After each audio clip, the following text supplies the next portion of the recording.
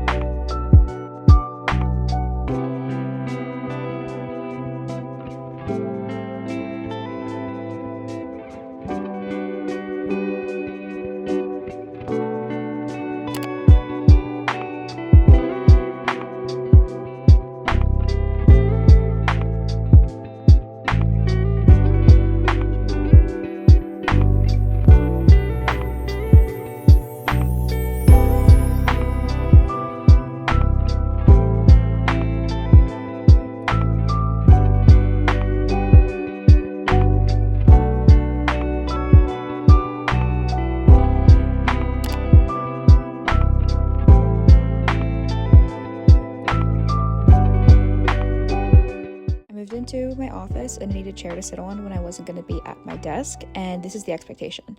A beanbag. Reasonable. I go to pick it up. This is it not fitting in my SUV. Yeah. And then this is her in all her glory in my office. I was unaware this is a 4-person beanbag. However, I'm not complaining.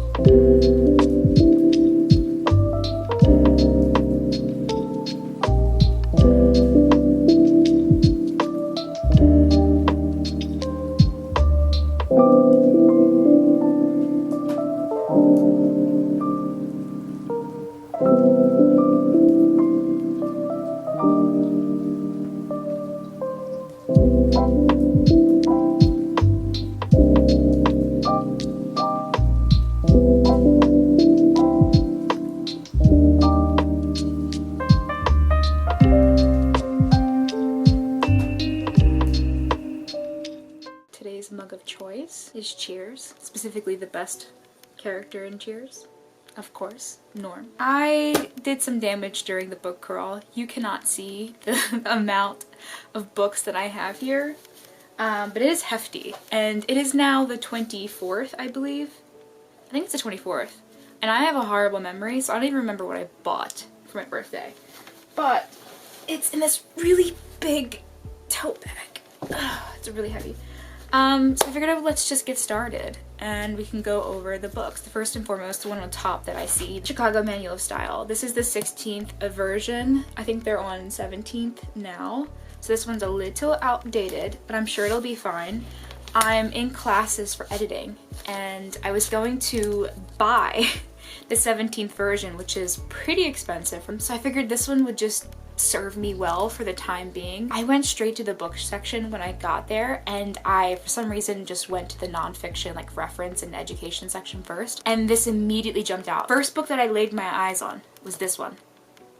It was meant to be. The birthday gods smiled down on me, and you know what? I'm So grateful. I cannot wait to read that.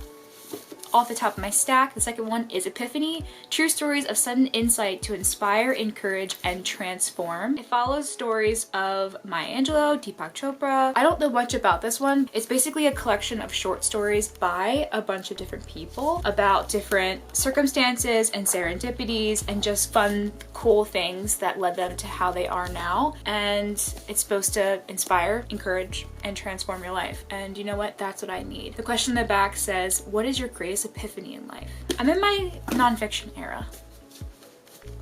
Loosely. Oh, okay. Heavy hitter right off the bat, another nonfiction. What happened to you? Conversations on trauma, resilience, and healing. Need I say more? Oprah Winfrey and renowned brain development and trauma expert Dr. Bruce Perry discuss the impact of trauma and adversity and how healing must begin with a shift by asking, what happened to you? Rather than, what's wrong with you? Then, this is so fun, I picked up The Hounds of Baskervilles. I'm really excited about this. I have never read a Sherlock Holmes book, but this cover looked absolutely insane. Zoe, shout out to you, Zoe. Thanks for dropping it off at the thrift for my little hands to get. Look at that. It's insane. Like, everything about this. I am so excited. It's also a really short read, so I'm thinking about picking up during a 24-hour readathon. And I'm pretty sure this is like one of the most popular Sherlocks, right?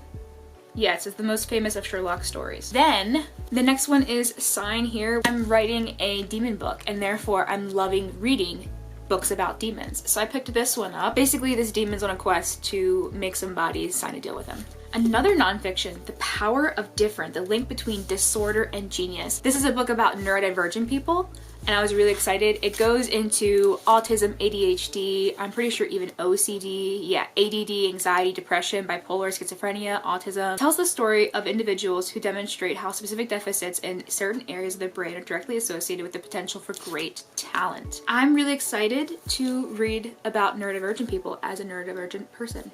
I need to read more neurodivergent centered books, and I figured that was just a really nice way to dip my toe into it. Next is a random series that I've never heard of this author, Jessica Thorne, but these looked so fun.